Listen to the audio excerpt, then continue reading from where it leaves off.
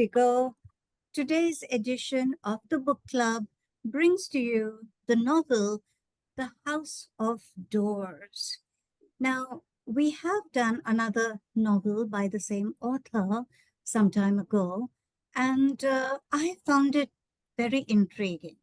You know, there's something kind of innately mysterious, maybe, about the lifestyle in the Far East, the way those people are.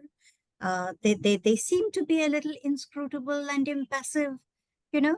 Um, so I, for one, found it a little mystifying, a little intriguing. The novel ended also on a definitely ambiguous note. You don't really know if the man is dead or if he's just gone somewhere, you know? So with the background of that novel that we read not so long ago, Alka, I'm terribly eager to find out what this other novel by that same author has to tell us. And the other thing that I find very interesting about this novel is the use of this real life historical figure, Somerset Maugham, who everyone but everyone has heard of and read, that he is a character in this fictional narrative. Now, this is something that I do find very interesting, by the way. When writers of fiction choose to incorporate historical figures, you know, so because it's in a work of fiction, they don't have to be absolutely faithful and present the man exactly as he is.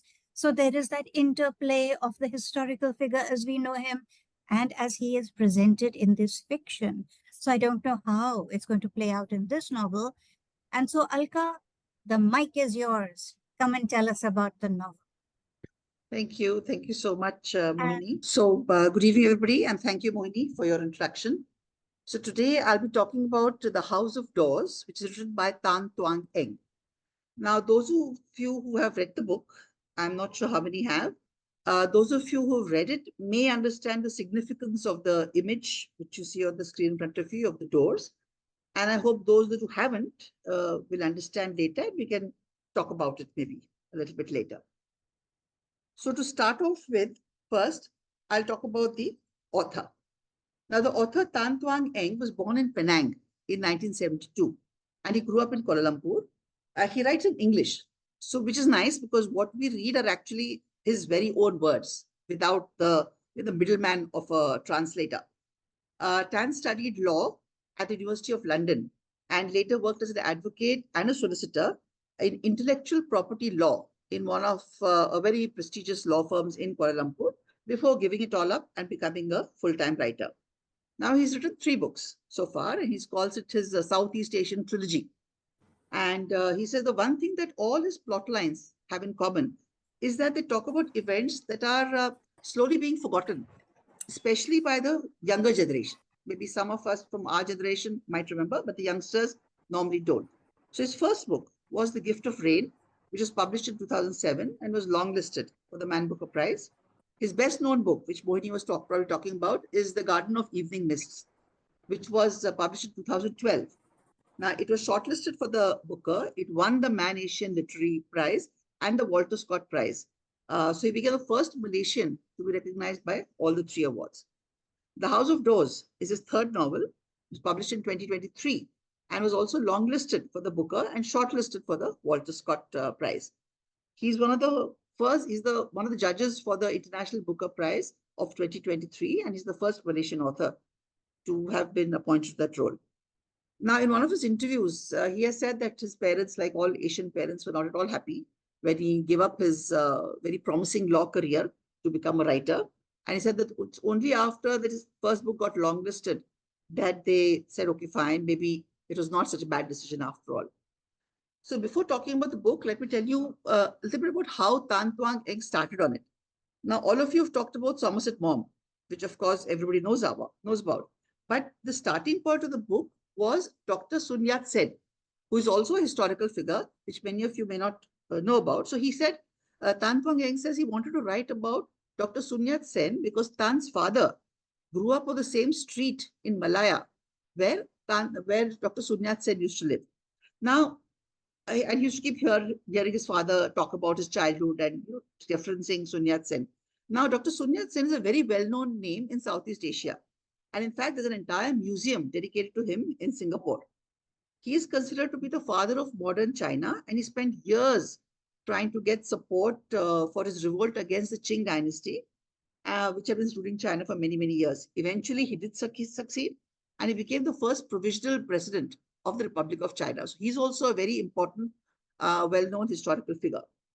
Now, but Tan Twan knew he couldn't write a whole book about Sun Yat-sen because that would be a lot of research and it would be completely biographical, which is why he decided to bring in Somerset Maugham, who was his favorite author. So everyone knows who Somerset Maugham is, of course. There's no need to give an introduction of him. Then he had a line which he had written. I know that on an island on the other side of the world, it is already morning. This line he had written it. He says he loved this line so much for the hope it represented that he knew that he had to end the book on that line. So that's what we start with. He started off with wanting to write about Sun Yat-sen, about Somerset Maugham, and a line. So that's how the book started. And now let's see how it goes. So what the book talks about is a recounting of the 2 weeks that Somerset Maugham, the author, and his secretary cum lover, Gerald Haxton, spent with Robert and Leslie Hamblin at Penang, Malaya in 1921. So, of course, Somerset Maugham used to travel a lot in Asia, which is a true fact. And this, of course, is imaginary. He imagines that he stayed with these people in Penang. Now, Robert Hamblin is a well-known barrister and an old friend of Maughams. They used to be in college together. His wife, Leslie, is a typical colonial wife of the early 1900s. And they've been married for some 15 years with 2 boys who are away in boarding school, as was the norm in those days. To everybody around, Robert and Leslie Hamblin have an ideal marriage, seem to be doing very well together. Now, Maugham is very surprised to see Leslie so interested in the political situation in China. Right? Maugham himself has traveled a lot in China and in the Far East, so he knows a lot.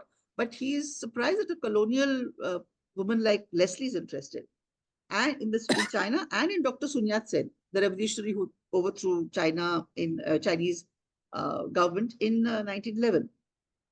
So Leslie tells him that Dr. Sun Yat-sen had visited Malaya, Penang, about 10 years back, and that's when she had met him.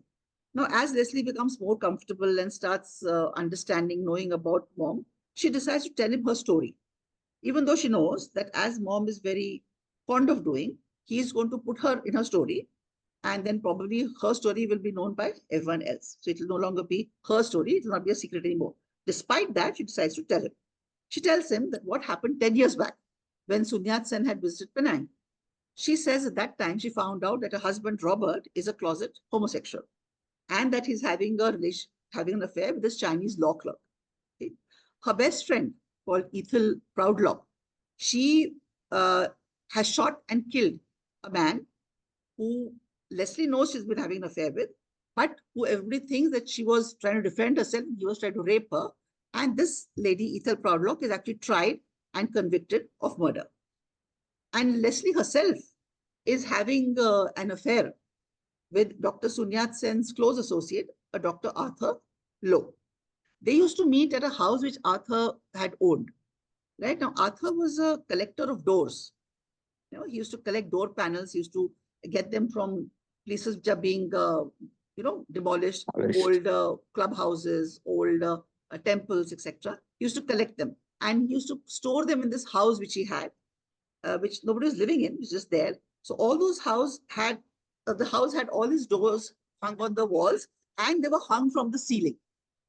So that's why it's called the House of Doors. The name of the book is based on that particular house. And this house was where Arthur and Leslie used to meet.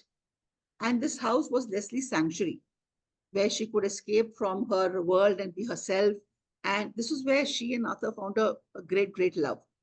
This was a safe place that she wanted to keep completely separate from her other, regular life. And which is why she told Arthur that we will only meet and interact in this house, nowhere else. No notes, no letters, no meetings outside the house. So after many failed attempts, Sun Yat-sen finally manages to overthrow the government and goes off to China to form a new government. And Arthur follows him to China And that's the last Leslie has heard of him. At the end of his visit, Mom leaves for England, and the Hamlets also relocate to South Africa, where the climate is dry and it is good for Robert's lungs because he has probably has TB or something. But now Robert recovers his health, and he and Leslie come closer and have a reasonably good relationship till Robert dies in 1941. Now Leslie stays on in South Africa, and 6 years later, in 1947, she receives a copy of the book Mom has written about the time that he spent at their place in Penang. The book is called The Kasurana Tree because at their house in Penang, there was a Kasurana tree in the garden. And she understands there's a message which is sent with the book. And the story ends with the line that Tan had thought of in the beginning. I know that on the other side, in an island on the other side of the world, it is already morning. So Leslie's in South Africa, and she's making plans to return to Arthur, who's waiting for her on an island on the other side of the world. So that's where the book ends. Now, one thing which I want to talk about, Real, is that the backdrop of the book. Mohini touched upon it when we talk about Southeast Asia. It's obvious that he really loves Penang. I mean, he's from Penang, he's from Malaysia, so it is obvious. But he writes with such passion and love for the Southeast Asian culture. Now, I've lived in Singapore for 8 years, and Singapore and Penang have a very similar backstory in history. So the description of Penang were really very nostalgic and very, very familiar to me. I was also a heritage walk guide in Chinatown and Little India and the Malay sector in Singapore. And I find Chinese culture really fascinating. So because of that, I just want to indulge myself a little bit and tell you a little bit more about the bits of or the glimpses of into Chinese culture that he has given. Just give you a little bit extra of what he talks about. So the first thing that this Leslie talks about is a nanny. That's Ah Peng, as being a part of the Sor Hai sisterhood. Just a line in the book, Sor Hai sisterhood.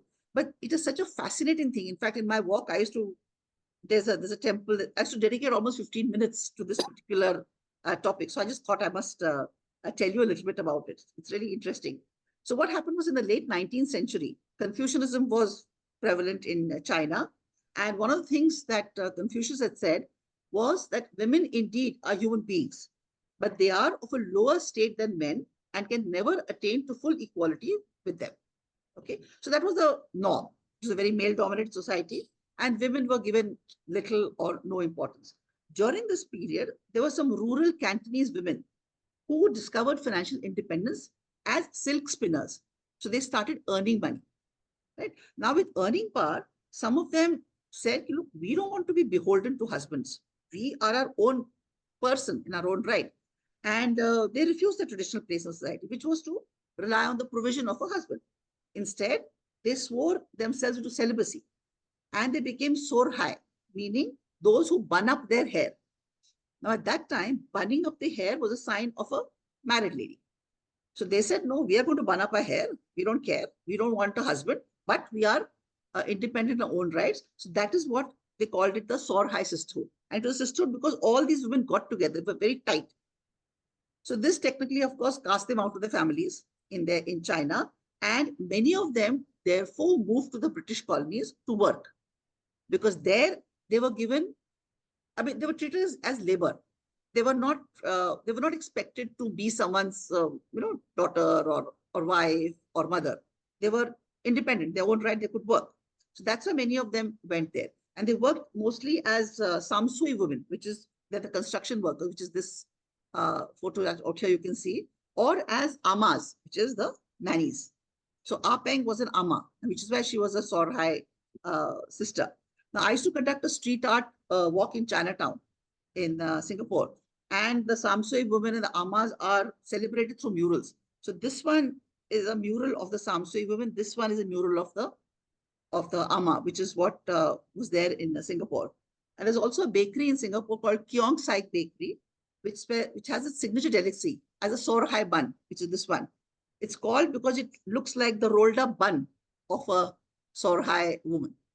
So that's what it's called here. So that is something which I thought was really interesting. The second thing she talks about, there's a lot of mention of straight Chinese in the book. Dr. Arthur Lowe, who's Leslie's lover, he's one, as well as Robert's lover, Peter Wong, is also a straight Chinese. So who exactly are these? Now, since the 14th, 15th century, Chinese traders were regularly visiting Southeast Asia to exchange goods and for trade. Over time, some of them began to settle down there and intermarry with the local Malay women. So this fusion of Chinese and local Malay marriages, this through this a new community was created, and they were called the Peranakans. Now, the Straits Chinese were the Peranakans who were born in the Strait settlement of Singapore, Malacca, and Penang. So these three settlements, which are along the Strait of Malacca, the British settlements. So the Peranakan people, the mixture between the Chinese and the Malay, who were born in these three places, are called the Straits Chinese. So they were very westernized in terms of the language and their dress, but they retained most of the Peranakan culture and their customs. Now, all the artifacts which Leslie says she's putting up around the house are all actually Peranakan cultural icons. And they're always intricately painted. They're very colorful and have a distinctive style. So this tiffin box actually is an example of that. So this is just one of them. The kebaya, which she wears in the book. This is the kebaya. Again, very colorful, very intricate. Tan has also talked a lot about shop houses, which Leslie finds really fascinating. And this is a picture of a shop house. They were called shop houses because there used to be a shop on the ground floor, and the owner would have his house on the floor above. So the first floor would actually hang over the ground floor. So there was a kind of an overhang, which used to create a covered passage, which is called the 5-foot way or the gokaki, as it's said, called in the book. So the letter writer that the nanny Apeng goes to, fortune tellers, barbers, knife grinders, they all used to have their businesses on the 5-foot way. So it was a very bustling, active place. Now, I used to talk lot about shop houses in my heritage walk, and I didn't really find any Indian influence, the way Tan Tuang Eng says. It was purely Chinese, which I thought. But of course, that was in Singapore. Maybe Penang does have some which are Indian influence. But I agree with everything else that he said, that they're brilliantly colored, intricately carved, and some of the tiles that you see are beautiful. So this picture that you see is of a row of shop houses. They were exactly there, stuck one next to each other and all beautifully colored. Lovely. It's a beautiful, beautiful thing to see. So now back to the book after my little foray into history, which thanks for indulging me on that. The themes. Now, the one major theme is, of course, relationships, both marital and extramarital. Baum and as well as Leslie both have a very cynical take on marriage. So I like the sentence Baum tells Leslie that I did not fall in love with the wrong person. I only made the mistake of marrying the wrong. Right? So that I thought was quite nice. Now Leslie stays in a loveless marriage with things which she leaves unmentioned, truths that she longs to speak, but she just pushes them down just because she wants to maintain the status quo. There is not a single marriage really in the book that is working well, right? But maybe that's not Tan Tuang Eng's fault. Somerset Maugham captured human failings very clearly and had quite a few flawed marriages and relationships in all his stories. There are lots of hints of colonialism, right? British always considered themselves as the rulers and superior to the locals or the natives. And this comes through very clearly. Leslie's in love with Arthur, but the fact that he's a Chinaman is always in the back of her mind, right? She's devastated that her husband is gay and that she has a male lover, but even more so because his lover is a Chinaman. So there's a lot of reference to Chinamen and natives and how they all want to please the Twan or master, as the British are called by the locals. It was a very unfair time for women, different rules for men and women. So that comes across again very clearly. Men can have affairs, but obviously women can't. Even Arthur, who's a pretty modern, westernized man, is shocked when Leslie says that, well, you are having an affair, maybe your wife is having one too. So he says, oh, no, of course not. How can she have an affair? Right? Then women were at the mercy of their husbands and fathers. For example, this story about Ethel Proudlock. Now, she was forced to kill the man that she loved because her husband insisted, and she didn't have a choice. So that is what she had to do. Leslie dropped the idea of divorce, even after knowing that her husband was gay and was having an affair with a man, because she knew that a single woman could not survive in the world. The main thread, which I think runs through the entire book, is homosexuality. Possibly because Somerset Maugham was gay, so that is a known fact, and also the husband of the other main character, that's Leslie's husband, Robert. he's also supposed to be gay. So one thing which I thought was very interesting was that Leslie asks mom that why do you marry women when you don't want to sleep with them? Why do you do that? Right. So the answer which mom gives really tells you everything about what it is like to be a gay man in that time, early 1900s, middle 1900s. He says that wives of homosexual men give them a haven, keep them safe. Right. This was more important that time because of what happened to Oscar Wilde. Now, Oscar Wilde, as we all know, was a very, very famous writer, and in 1895 was convicted for gross indecency after his affair with the son of a British aristocrat was made public, and Oscar Wilde was actually sent to prison. He was actually imprisoned. So this was a shock to all gay men because they felt, well, it can happen to him, but if it happened to him, it can happen to them also. So the safest thing they could do was not stay a bachelor and get married so that people would say, okay, oh, he's married, so obviously he can't be gay. So, their attention would be diverted. That is the reason they all had to get married, right? So Leslie's reply, of course, is what wives of all gay men want to say, that we are wives, we are not martyrs. But they were being treated like martyrs. I thought one of the most poignant part of in the book was when Robert, Leslie's husband, quotes the Greek philosopher Horace. He says, they change their sky, not their soul, when they speed across the ocean. I thought that is really telling because both Somerset Maugham and Robert, they used to keep traveling across the ocean, keep traveling to Southeast Asia, travel here, travel there, leave their own home because they wanted to change the sky, wanted to change their surroundings. But they couldn't change their soul. They couldn't change who they were. That was internal. They were always that. So it's not as if they found peace or anything after they changed their location. The other main theme which I thought in this book was about being forgotten after you're gone, right? Now, Leslie tells mom her story and Ethel Proudlock's story to ensure that their lives are not forgotten. Right? They would live on as part of Somerset Maugham's stories. So one usually thinks of children as our legacy, and mom tells Leslie that her children will remember her. So, I mean, why do you think that you're going to be forgotten?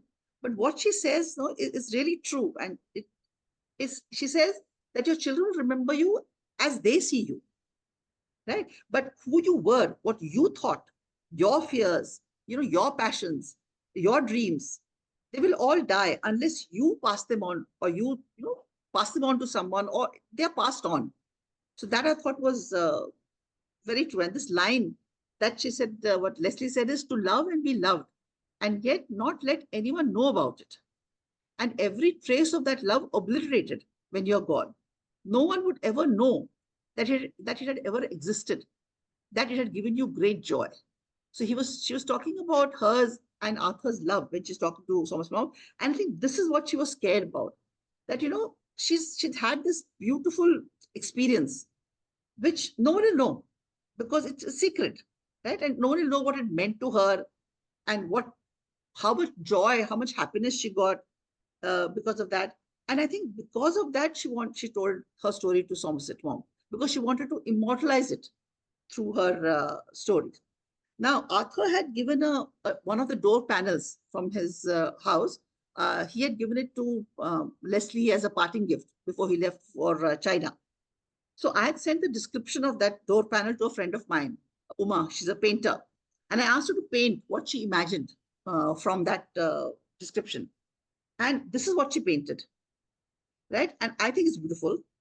So the testament talks about a misty gorge with a small hawk flying on top of it. That's what the description says. So this is what she painted. And the poem on this death panel, these are the Japanese characters.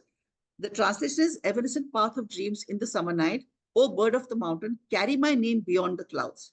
So take my essence to the future. Don't let me just die and, not exist anymore after I am gone. I think this poem was actually written it's a death poem, which was written by a Japanese warrior before he committed harakiri. Right? And I think it describes the anguish of being forgotten and the hope that we'll be remembered even after we are gone. Really beautiful. This is something which I thought was very beautifully put. This writing style of the author. Now, in one of his interviews, Tan Twan has said that being a lawyer helped him to be a better writer. because he said, as a lawyer, words were very important. He had to use the correct word at the correct place so that there's no misinterpretation of the word. So he had to, it should not be misunderstood. So he was very careful with his words, and he's using the right words at the right time. That he said he learned from being a lawyer. His writing is not pretentious at all, and it's simple. And he built some beautiful word pictures. Like one of the things which I really liked was he said there's a hailstorm of a mahjong game in progress. So I've seen mahjong games, many of them in a garden, the way this photo is, many of them in progress. And really, when the sound of the mahjong tiles are slapped down, it is really exactly like a hailstorm. So that I thought was a beautiful word picture. He's a great fan of the writer Kazuo Ishiguro. And it is obvious because he has the same understated, nuanced writing. But Tanis said that in every book, he just wants to write better and better. And what the simplicity of his writing is what gives him the respect that he does, and what makes him so successful.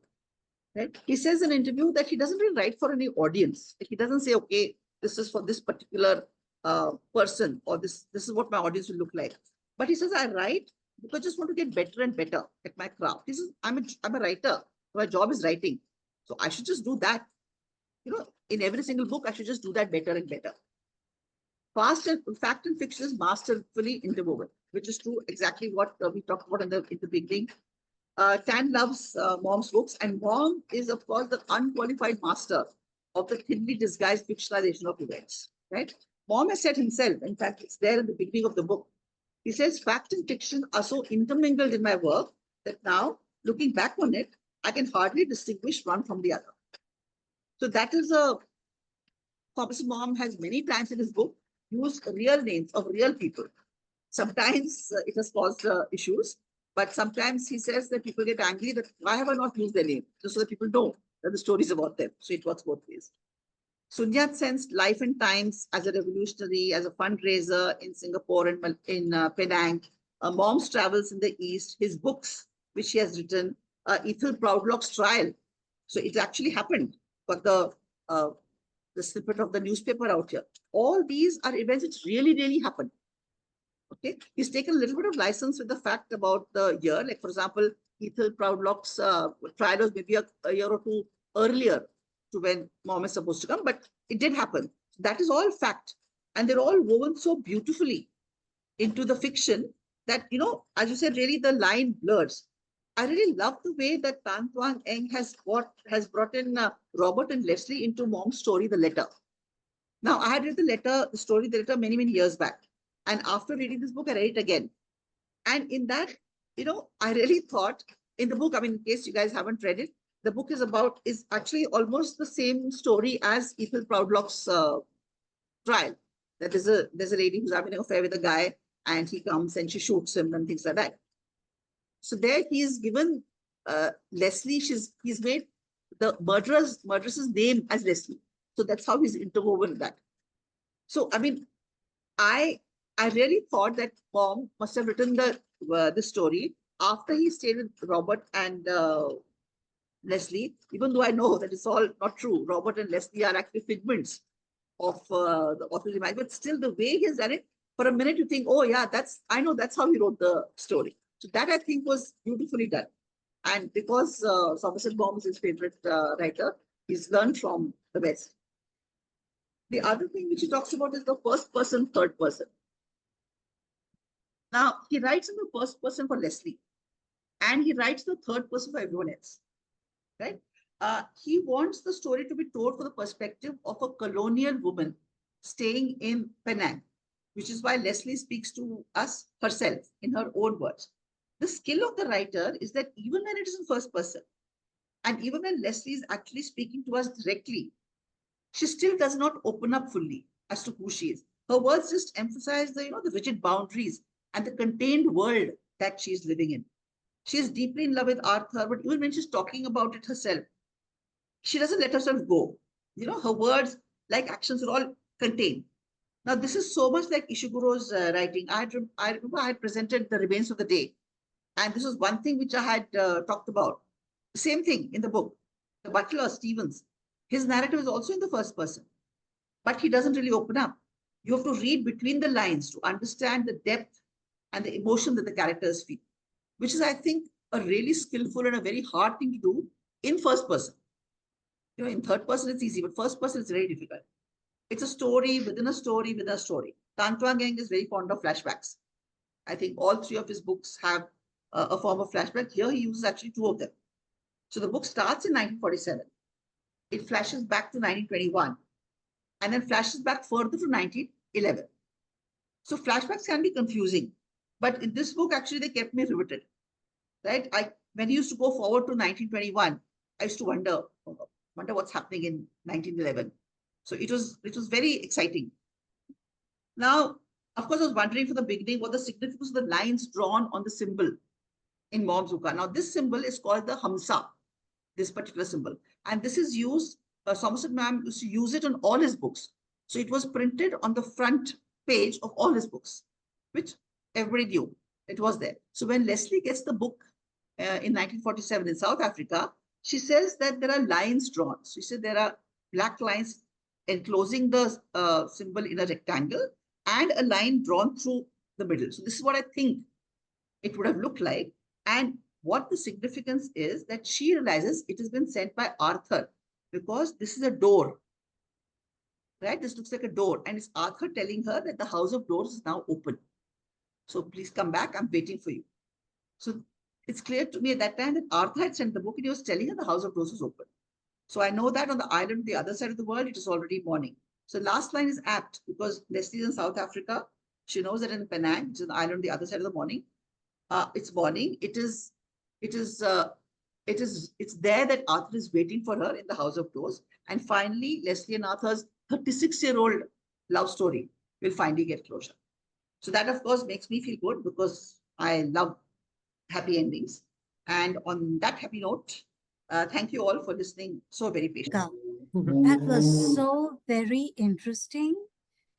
And you made it so sort of concise. I kept feeling like sort of saying, oh, don't hurry. Tell it at a slower pace. I want to know more. So you've told it very concisely and very well indeed. Very intriguing. Makes me want to read the book for sure. Many fascinating things about it, indeed. Yeah. So the reason I don't spend too much time on the presentation is because I think we should spend more time on the discussion. It's after all a book club. It is not someone just talking about a book, right? It's not one person talking. So I would rather that people discuss it and talk Yes, more yes. about it. Hey, Runa, do I see you? Yes, you see me Oh, 4:30 lovely to a.m. see you. My goodness. I wondered if you would bother to wake up. I wondered. I said, will she be able to? You did it. Yay. Great girl. Okay, Mm, come on, let's have your take because you have read this yeah, novel and another yeah, by the same writer. So let's yeah. start with you. Okay. So Alka did a great job of presenting it Yes, she did. concisely and succinctly. What really struck me about this book was, it's poetic. It's far more poetic than the other three. Mhm. And, the entire concept, what really charmed me was the concept of the doors. Arthur, nobody knew about it. I mean, he reveals it to Leslie as a secret. He would collect doors. All these old shop houses, they also had very beautiful doors, and very individual because each owner would make something. But, many of the shop houses were breaking or they were, decaying, and many of these were being demolished to build newer buildings and so on. So he went around on a mission. He loved the doors, so he went around on a mission scouring for these doors.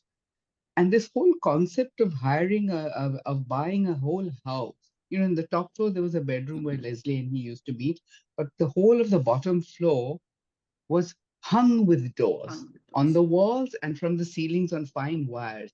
And Leslie describes when she heard it that, if there is a breeze passing through, Yeah. they move slightly and they create a very peculiar hush. So that concept totally blew me away. I love the idea of it. And the house of doors as a symbol of the secrecy of their love, as well as a promise of the new. And I would like to remind, I don't know whether it occurred to you, but you know, this last line that somewhere on the other side of the world, it's Yeah. morning. It's very reminiscent of Gone with the Wind, Yes. when she says, you know, tomorrow is another Tomorrow is day, but another The day. hope, day. yeah. Yeah. So yeah, Yeah. it's a very beautifully poetic movie, and of course on the side you get to know a lot about Somerset Maugham, get to know a lot about Sun Yeah. Yat-sen, and I'm glad I did, because you know it fills a hole in our knowledge of history of China. China is very important, and we need to know what went into this whole business, you know, and his role. I mean, he wasn't there for very long, but he had Yeah. he was fighting the old regime for many, Regime. many years. So it's a milestone, in fact, in Oriental history, and it was good to know all about that. And I must say, in a most attractive story, most intriguing story. Leslie, also very nice character. I mean, you know, she was a colonial lady, but she was born in Penang. Penang. She was not an import. She could speak the language. She and her brother, for some reason, I forget what it was, they were more attuned and acclimatized to the local culture. That's why she liked the Chinese culture so much. Yeah. So she didn't. She hid it. She behaved the proper colonial woman, because otherwise, how will she be accepted in society? But she was more in tune with that life. She could never imagine living anywhere other than Penang. But what about So what Alka was saying about, thinking of Arthur as a Chinaman? Yeah. yeah, all these complexities are there. Yes, Because she was an English, she was an English she woman was at an the end of English it. woman. Hmm. She wasn't a local person. She was an English woman. So, but it is obviously not as apparent in her as It much as took the her by others. surprise. But yeah, It Or took her was by it not surprise that a proper Mem Sahib? It was yeah, very sensitive to the local culture. E.M. yeah, Forster also has these, yeah, more progressive memes, even in the yeah, passage to India. But I had one question to Alka. yeah, sure. That emblem at the end, that's a door and that straight line Yeah, yeah. vertically dividing. But then that emblem appears on a book by mom. Yes, yes, that and it's a Oh, fact. Every single of mom's books has that glyph. It's called the Hamsa. It's I think an okay. Egyptian Middle Eastern symbol, Huh, which is a good luck symbol. I The see. books So that no, were I must tell published you, at that Vasudha, time, right? Vasudha, yeah, yeah, Sure. yeah. That time, yeah, Vasu, editions. Vasudha, let me just clarify. You know that book. See, this Arthur was with Sun Yat-sen all along All along. for the revolution and everything. She didn't know what had happened to him. There was no news, no nothing. Mm, So she went away to Africa with her husband. She stayed there. mm, Somewhere along the way, her husband died. But mm, Arthur, when he came back to Penang, he didn't know anything about it. mm. So what he did is he took that book and he put his own line through that Oh, symbol, because they had both shared the book, and then he just sends her the book. How is he going Yeah. to tell her, and how is he going to tell her in a way which is discreet? Ah, You know, Because I mean, the she he was didn't want yeah, it. He left the choice to her to understand and yeah, come or not, and because she chose. she was very clear that there should be no contact because he didn't know whether the husband was alive, not alive, where she Yeah, was. So that book had actually gone from various places. It went to some, yeah. and It then took about finally two it three came. years to Yeah, reach. Yeah. it took almost 2 3 because by the time it reached her, it was quite late. so is it correct to say that that door is the emblem we find on all books of mom? Not the door, It's not the not a door. door. The But actual I emblem, mean, the the is outer. Hamsa. okay, and Yeah, that vertical line had been that drawn is by what I mom. have got. Yes, because in the book it says that when she gets the book, she first looks at it. She doesn't understand who sent it to her because there's no name, nothing. Then Mm, she looks at, then she sees the lines drawn, and yeah. in the book it described it. They said there's a the whole this thing was enclosed in a rectangle, and a line was drawn bisecting it, so like a door, and that's when So she it gets was it. a message. Yeah, it's a message. Mm, mm, mm. No, but I also thought that this was a great attempt at deconstruction. I was taken in because of the way mom has been portrayed, because in his own writing, he always comes across as a man of leisure, dapper man, okay, for whom funds are no problem. But here, his company. the people who host him, Yeah. everyone speaks of, and French Riviera, etc., and so much he travels. That he But is a man who has these problems, that yeah, yeah. the And book he's, is. in fact, he also stammers. So, Ah, he stammers. That's one of his, the way he speaks. Right. And the fact that urban he's, constipation. That is what Robert calls it. In the book. and Yeah. also the fact that he's a urbane man, and he's finally eventually does live in the French Riviera. He manages to build a house there and stay there. That was his Hmm. dream. He Hmm. has this very bad marriage with his wife who doesn't. So all that is there. That is all mentioned very nicely in a very, human way. So you consider Somerset Maugham not as the Somerset Maugham that we know, but what he was already successful at that time. It's not that he wasn't successful, but he was more of a person. That's what you get from there. And that loss of his money, I financial know. ruin. That is also That, true, by the way. That also was actual oh, I fact. thought that Yes. was No, no, invention. no. He did lose. Of course, he recouped it. He was a very successful writer. So Oh. he did manage to get the money back. And he eventually did divorce his wife also, by the way, which he kept threatening to in the book. And that's what he was going for. So finally he did divorce his wife. And finally he went to the south of France and lived there with his lover. So all that did happen. Mhm. But the way the book begins, the Yeah. atmosphere that mom has created in his Yeah. stories on, Asia or the East. Yeah. Right Yeah. from the Absolutely. word go, that atmosphere is created by this writer. So I was so taken in, I just Yeah. couldn't put it down. Yeah. I had to go on reading. Yeah, no, it was, and mom's stories, of course, are fascinating. All the stories, and the letter, especially, I think, is probably one of my most favorite stories. And after reading this, in fact, that's what Tan Tuang has said. He says, I want people to read the letter, the story, then read my book, and then read letter again, because then they will get some more things, and which is really true. It is true. I mean, after you read this book, and then you go back to reading the letter, you say, oh, yeah, maybe this is what really must have happened. You know it's not true because this is just imagination, but you feel that. So I thought this is really very nice. And mom kept a journal, His Yeah, journals were also published, yeah, travel writings. There is a mention of that. yeah, Yeah. Sits yeah, down after reaching Robert and Leslie's house. yeah. He Takes out writes. his journal, says, I have written only 2 lines. No, Yeah, too cynical. I yeah, found that. I laughed when I read yeah. that. A very interesting book, very imaginative also. Mhm. Yes, Mhm. yes. So, would you say that Leslie is the center of the novel? See, that is why I wanted to didn't talk about characters because I think there are really only three characters in the book. Really, I mean, talk about Sundar Sen, who's again a side character. Main character Somerset Maugham and Leslie. The story is about them really.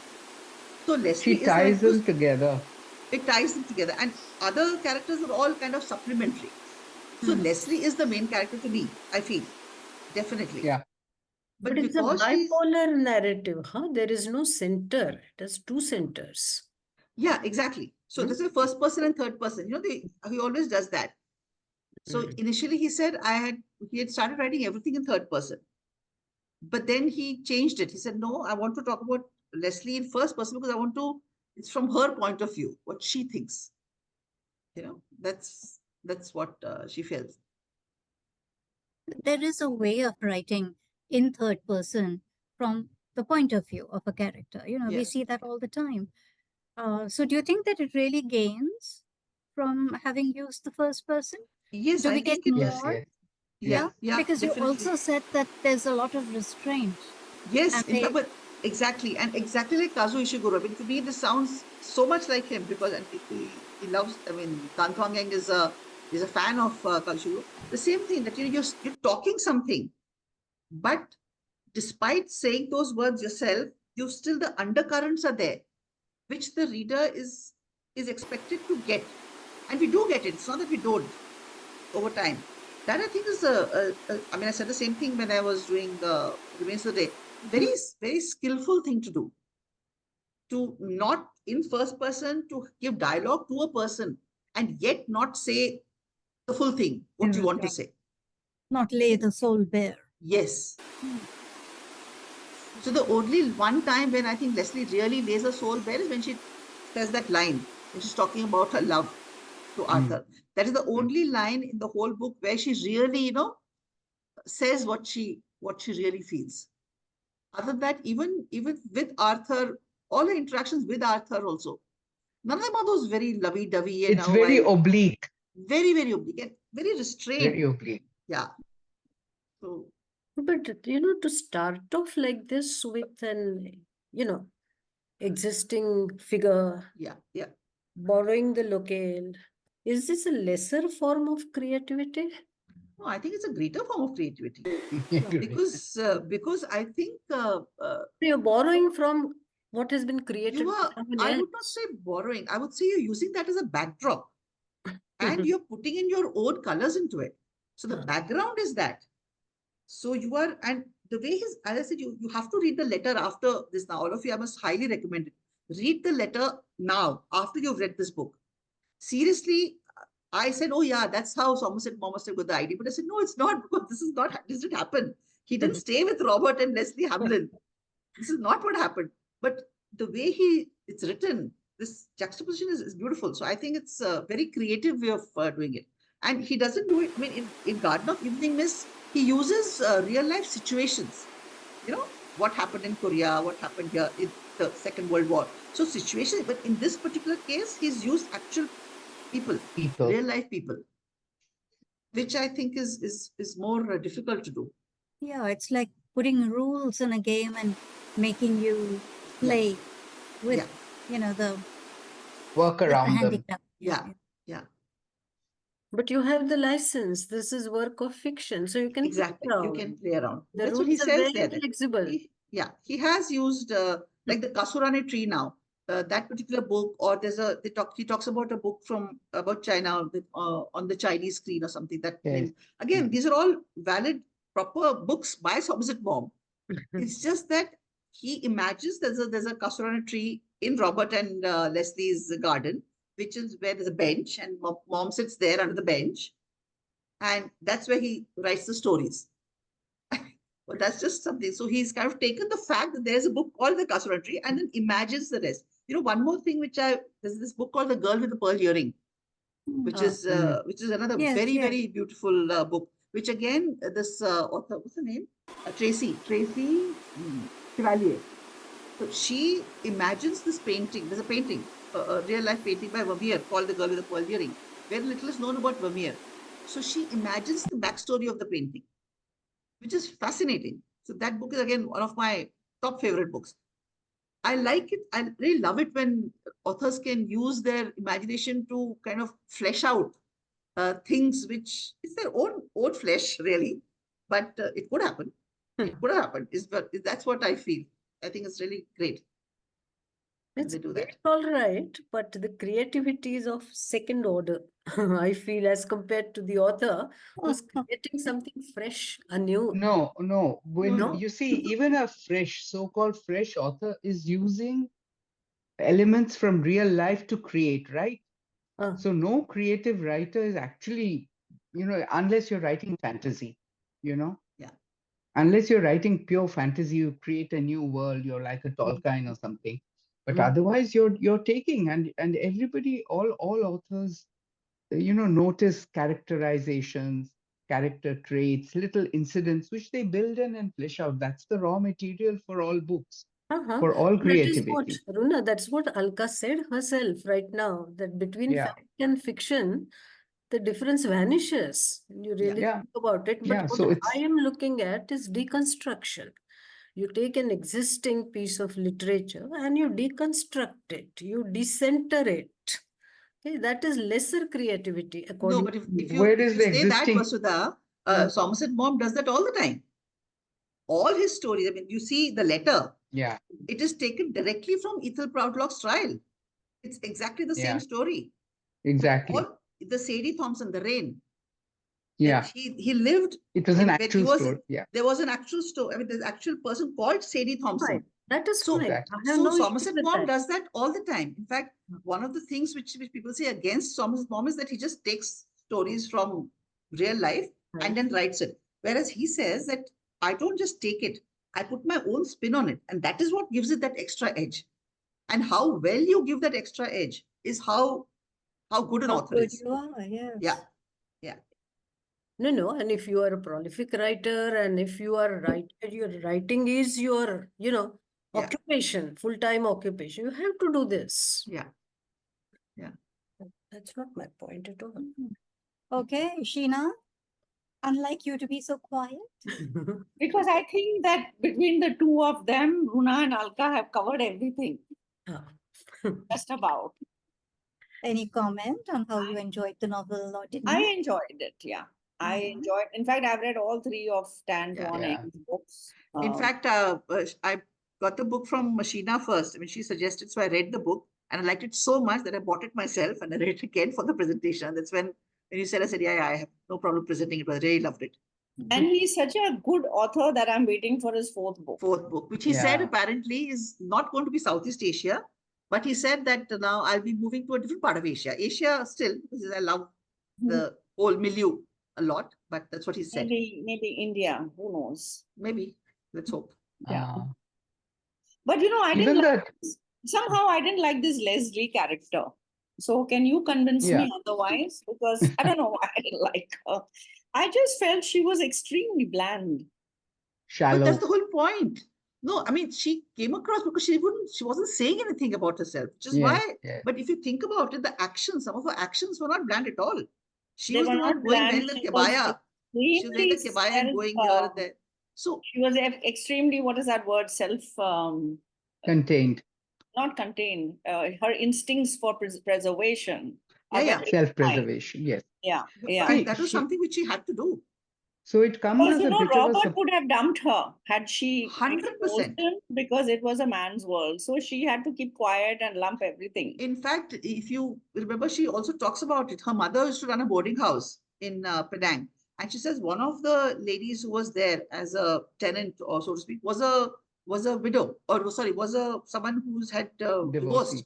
a divorcee, And she and was she yeah. said that lady had her time because all her circles started reducing. She wasn't going out anywhere, so she said, "This is what I have to look forward to," and that is why she said, Basically, "Okay, Leslie wanted both worlds. She wanted to have her love life, and she wanted, well, the Yeah, respect but and her privilege that love, she her hadn't to Robert her gave love her. life took her by surprise, don't you surprise, think? yeah, it It wasn't took her by expected, surprise. And Yeah. even I think as a reader, we weren't expecting her to feel yeah, so deeply, yeah." because we also thought of her as, a typical colonial woman, Yeah. living that life and believing in it. But the way she does, or rather under describes, underplays, but you can feel it.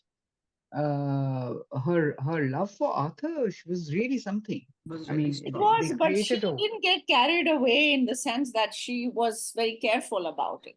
Yeah, because see, she was very they pragmatic. had to be. She was She very was very pragmatic. They pragmatic. I had mean, to. she had this love for life, which in fact she says probably I think she was grateful that she was able to at least experience it. Yeah, and it would have hurt Arthur as well had Yes, she. Arthur maybe not so much because for a man it wasn't that big a deal. And again, for a Britisher or for a colonial person to be having an affair with a Chinaman would be more difficult than No, the other but way he around. understood her. And Yeah. the He Chinese understood her. men did have more than one wife. Sanyat Yeah. Sen and Sanyat Sen had so All many of them, wives. many Yeah, wives. Yeah. So yeah. yeah, but what I But didn't understand in the end was, okay, she was widowed and this book found her way. So Arthur has a way of reaching her. But what is Arthur? Has his wife died? I mean, he's waiting for her somewhere. Yeah. So well, see, Yeah. she's by that time she's 63, Leslie. I mean, I They're both calculated that. old now. Yeah. Yeah, so I calculated the Hmm. time zone. So she's about 63. Arthur probably would be the same. So one can assume that maybe his wife is either dead or away, Or or anyway, he's they've grown apart. I mean Anyway, grown up, or he's on his own now. He's able to, and the times have changed. It's not 1911 anymore. So maybe Yeah. that's what he thinks.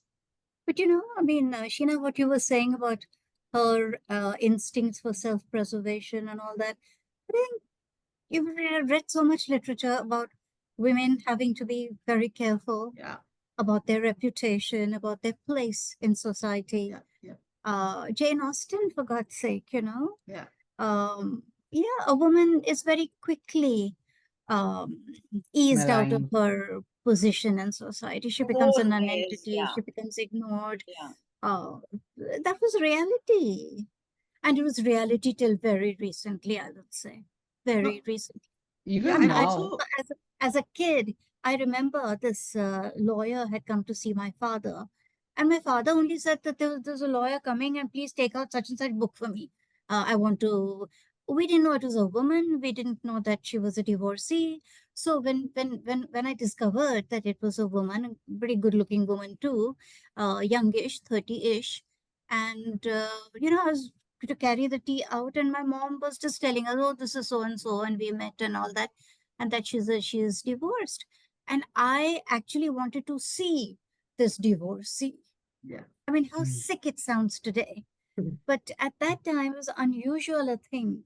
And I said, oh, a divorcee, let's see how she looks. I mean, for God's sake.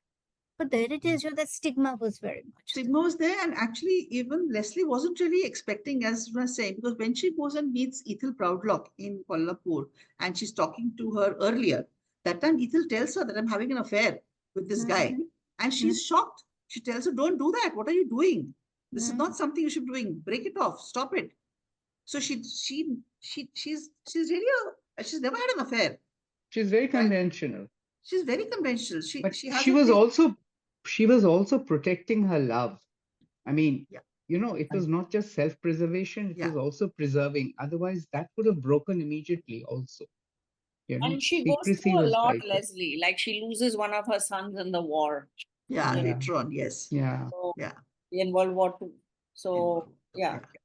What What I was didn't find, I didn't find very convincing is why did she stay on in South Africa after Robert died? hmm. I thought because she loves Penang, she never wanted to go to South Africa in the first place. No, but Now that, she said that I'm not going to go back until I can go back to the House of Doors. yeah, but then unless how does she know? I mean, if she had gone Ah, back so to her old yes, house, at least she would have yes. known maybe 3 years earlier they could She have was been together. afraid to. Hmm. And Yeah, she I mean had, that. imagine you haven't heard about Arthur for the last 30 years. I think she But the point became there very again, comfortable in the South African farmhouse or whatever it was. That no, it yeah, was I good think she to just her, got used right? to it because see, the Yeah. point is she hasn't heard from Arthur, but that's not. I mean, why would she? How would she hear from him? Because Arthur doesn't know anything about her.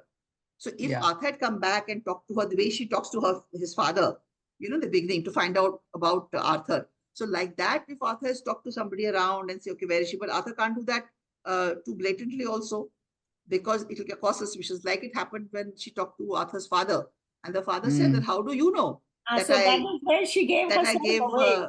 that I That I gave donated a the money?" donation, yeah, to So the there, everybody thought that she was having an affair with with Sun Sunny Yat-sen. Sen. Sun Yeah. Yat-sen. And that is That what was a even this red author kind herring. of led She us up the garden encouraged path. that. Yeah. Yeah.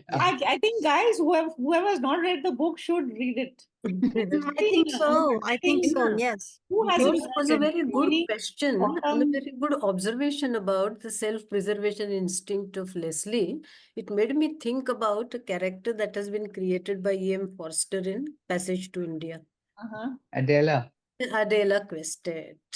That's a girl, young girl, who manages to antagonize the entire British community in India when in the court she declares that Dr. Aziz Was may not not guilty. have, may not Mm. have raped her in the cave.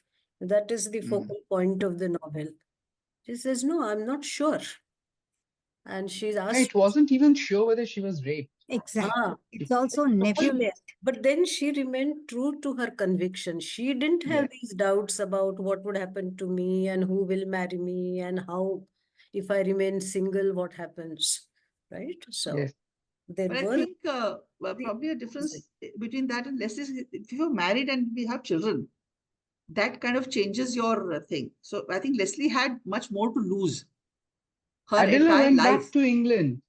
Adela went So back to she went England, so it back and, didn't yeah, matter. and stayed alone, huh? Stayed yeah, And single stayed her whole alone. life. alone. But then Well, must have she, looked for husbands anyway, whatever. yeah, so this Leslie would have lost her entire life the way she knew it. Entire Her society, children, everything that you. her children, the where she was living, husband, of course, and she had a very comfortable, very good life.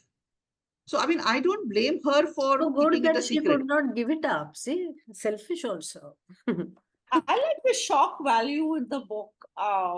Like when we find out about her husband Arthur. Yeah, and her Even she husband. finds out at the same time that we find We out. find out, Her yeah, because brother doesn't tell her, and No. everybody is, Yeah. going around her. And even about Arthur, he makes us guess that it's Sun Yat-sen when it's not Sun Yat-sen, it's Yeah, Arthur. yeah. So, Mm. yeah. So I thought that he kept us in suspense. Suspense. Very Yeah, nice. that was nicely done. That was nicely done. Seems to be a skillfully written novel. He is very Yeah. good. And he writes in English, Well as you written. pointed out. So it's not translated. It's not translated. So He's- that's one thing which he's I like- feel. He's like Yeah. Indian authors writing in English. He Yeah. writes. Yes, Yeah. yes. Yeah. So you get what they are saying, not, someone else take on what they have said. And you don't Mm. have to wonder, Yeah. because in a translation, you always Yeah. wonder, oh, this, but I wonder how it was in the Yeah. original, Yeah. So there's no wonderment.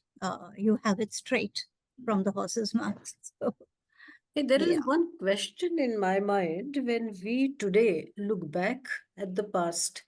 Are we making too much of the gender difference and the, gay, lesbian, or queer relationships? Are we always choosing these two prisms to analyze the past? See, I mean, if I may say, actually, Are we overdoing not it? Hmm? no, but in this book, especially if you're talking about this book, definitely homosexuality is the theme everywhere. It's Mm. very obvious. And again, we are looking at things from our 2024 Hey, I lens. read Mom without being aware of it at all. Huh? Exactly. That Yeah, was but a long mom doesn't time say ago. that. No, But In fact, Leslie asks him. She asks him how come he has never talked about any gay relationship at all in his book. So he doesn't answer the question. He doesn't answer it. yeah, So he has because never talked one about it of at the all. unmentionables. Exactly. But the thing is, see, even Oscar Wilde, when he was tried, Oscar Wilde could have easily got away with it. There was no reason for him. He was the one who sued this guy for libel. Mm. So this chap, his lover, his father, said some things about Oscar Wilde, saying he did this, something like that. So Oscar Wilde sued him for libel. People said, don't do that, because when you sue him, obviously everything is going to come out.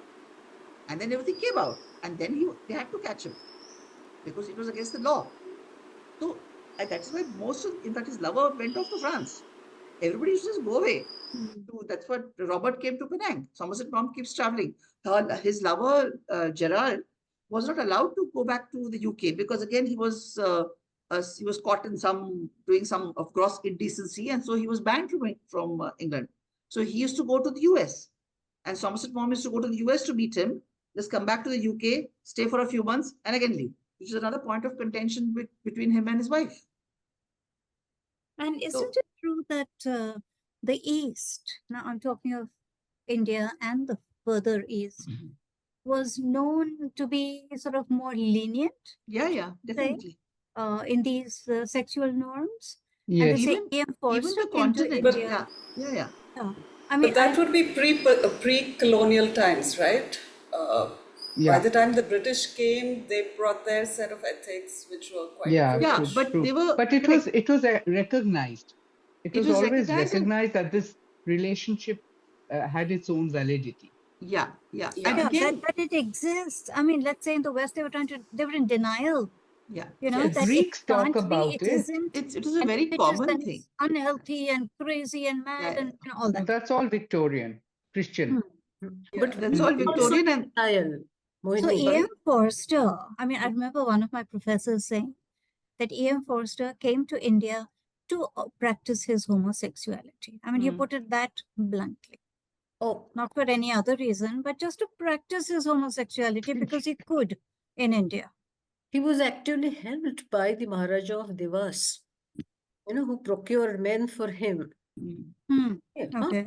But he came down to practice it. I mean, this was It was more That's a way free. of I mean, it putting. was easily, he was able to indulge in it easily. Okay. easily. And instead of, so even when in Penang, in the book, they talk about when Gerald goes out clubbing, so to speak, he meets guys all the So time. many. So many of them. And because again, he's a foreigner, he's a Britisher, so they're all willing to please him. So he's saying, I have no problems at all. I can get a new guy every night. That's what he says. So in the British, what was Yashodhara saying, that it's true that the British had their definitely straight-laced things, which is why Robert was not at all open about it. Somerset Maugham was nowhere open about it. In UK, It was known in the circles, but they were not. See, it's like, what Not you can't. acknowledged. What not acknowledged, not made. So Oscar Wilde made a mistake of making it Public. in your face. Then they Public. had to do something about it. Mm. If you don't make it in your face, then okay, fine. You can It's Typical, that thing, typical what they say, Victorian get by. hypocrisy. You can get Double by. Or, standard. don't look, don't. What's that? Don't look, don't tell. Mm. That's Mm. the policy, right? Which the U.S. Army had. Army.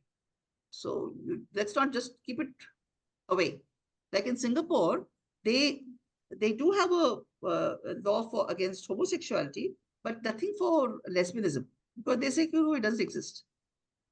So, and again, even if it is, it's not really enforced in a big way.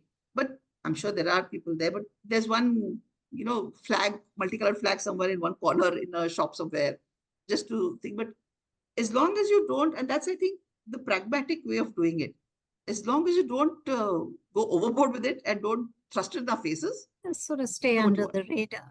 Yeah. You stay on the radar. I mean, in Singapore especially, it's such a pragmatic country. Gambling, for example, they say gambling is not allowed, suppose, right? But they have these gambling dens or gambling tables all across. So they'll come once in 2-3 months, they'll come and say, oh, you must take this off, take this off. And they'll say, okay, fine. We'll take it off for a day or so, and then they'll bring it back again. Oh, I see. So they say that we do it purposely, because if you crack too hard on them, they will go underground. Hmm. And then we can't control them. This is better. They're in front of us.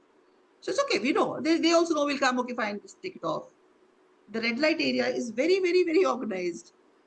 So, it's a very pragmatic, and again, they're very, very good at this in their casinos. The local Singaporeans are allowed to come in only if they have the necessary salary level, okay? And they're not allowed to spend more than what they can, a proportion of their salary. So we, as non-Singaporeans, you can go, they take our money, whatever you want. But Yeah, in Singaporeans, Macau is full of casinos. It's the Las Vegas of that area, right? Yeah, And oh my God, but the locals are not allowed. not allowed. They're very, very smart, because they don't want the locals to get, addicted Indebted. and do all this. Let the money come from the foreigners. We take their money. Very smart, I think. Very smart. Very, Mhm, very mhm. smart. Okay. So you said relationships, colonialism, and gender inequality are the themes, right? So relationships, of course, we see the typical study of literature. There are relationships of different sorts and all that. What about gender inequality? See, How it's just that about is that? Oh, So there. it is there, 100% there. It's a contrast with the lives of the Chinese wives. Yeah. Okay. So why don't Oh, you there's a just lot say of a little detail bit? in the book. There's a lot of detail in the book, Mo. Sorry, what was the Which- question, Mo? About My gender question inequality? is how does this theme of gender Yeah, inequality because Leslie play says out? it. Leslie, for example, cannot do what Robert does and get away Yeah. with it, you see. Hmm. So, Mm. because Roberts was not a secret, the club knew about it, the gentleman's club and all that, but she had to be very quiet about her affair. So, of course, there is inequality, and these And double standard. sorority And I that think, he's talking about, they were very yeah. badly treated, the Chinese women. Mm. And Yeah. also in this case, Ethel Proudlock, that lady, Yeah, the story, apparently what she it's a says true is that story. it's a true It story. happened. Yeah. It happened. And what she says is that, I mean, that part I don't know whether that's true, but she said the husband made her kill this guy because that chap was blackmailing him. Hmm. So she had to do what the husband said, because she said, well, she could have said no. Said no, she couldn't have said no. Husband Because helped her. and the husband said stage that the if you, murder and stage the and the husband said, if you don't do this, I'm going to divorce you. You're going to go back. And the father said that I will not look after you. You're on your own. So the husband and the father both ganged up. So she had to do that. She had to kill that guy. So this is something which, so there was no kind of decision making in their hands. Yeah, even It's the like the instance where Leslie wants to go and help the revolutionaries, Yeah. but the husband blank out says no, No. I don't want you to do it, and she does it without letting him know. So she's always back before Yes. he comes home, goes Yeah. only after he's left for work, Yeah. Yeah. and she Still, does I that think, for a prolonged yeah. period. Right. But I think at least to me, Robert is not that much of a tartar. Yeah. You know, at Yeah, least true. he doesn't say, no, you have to do this, you must not do this. So he's in them, the degree is probably slightly better than the other husbands. At least he doesn't, even when he finds out that she's going, he just says, well, just be careful or whatever. So she doesn't So really, she's the only English woman who's involved yeah, with them, right? Yeah. There's no yeah, one she's the only, else. yeah, Huh. yeah. She's the only English woman. And in the beginning, when she does get married to Robert, I mean, he's 15 or some years her senior and things. So she's like, she's been, brought up in life. So she was just a library owner or some shop person or somebody like that. So Robert is the one who kind Teacher. of, a teacher or something. So Yeah. he's the one who kind of brought her into this society, which she really took to it as a text to water. She loves the thing. She manages it all very well. And then I guess, And one thing you didn't touch upon is she's a painter. She paints, right? Leslie. uh, Although Yes. that art in the house, art in the yeah, house. Yeah, she now which even paints. mom comments on. Yeah. So She's she's quite a painted that. Yeah, talented woman. She has painted a lot of stuff yeah. in the house. And Yeah, is she made much of because of that? No, No, No, No. no, no. no. No, I'm she's just quite linking into talented. this Yeah, but gender inequality thing. yeah, That, yeah, women are not given enough a appreciation. chance. Yeah, Not yeah. only For- 100%. Because So according for to her, Radha, it's a she's hobby, very not a talented. Her pictures of the birds and all these things, Yeah. very real. And even mom comments on the Comments on pictures. them. Yeah. One picture But is then if you think about it, what was happening in Confucian times in China, what is happening in Singapore, in Penang in 1911 is better than that. So I guess things are improving. So in that sense, Okay. but still, if you look at from 2024 lens, definitely there is inequality. But at that time, if you'd asked Robert, he would have said, "Oh, I'm a great husband because I let my wife do what she wants." So in that sense, if you look at That's from that been point of good. view, Yeah. Okay, so I think this is a very excellent good discussion. choice and an excellent discussion also. So great. Alka, thank you so much. the spot. It was such Thank a you. beautiful Oh, book. then you should read The Garden of Evening Mist. Yeah, that That is is a I have beautiful. ordered both his books, so I'm looking forward to And that. Garden And of Evening Mist, the rain, The Gift of Rain, and also the gift there's of a rain. movie Garden of Evening Mist. The movie also is very good. You Oh, read the book really? and then you Okay. see the movie. Yes, Yeah. that Both sounds are like a very plan. nice. Okay, I've read that Yes. book. I've read the Garden Yeah. of Garden Evening. of Evening. So there's a movie. Okay, I shall look for Yeah, it. yeah. There's a movie. There's a nice movie Okay. too. So I'm I trying think to get my hands on that movie. Which to thank Alka, and I'm going to thank Runa also for introducing this author initially, and Sheena. And I believe, Alka, you borrowed Sheena's copy Yes, initially. I did. So I want to thank Sheena very much. So the three of you need to be thanked for this. Yashodhara, thank you for joining us. Thank you My for reading pleasure. the book. So thank you, everybody. And we look forward to seeing you again next time.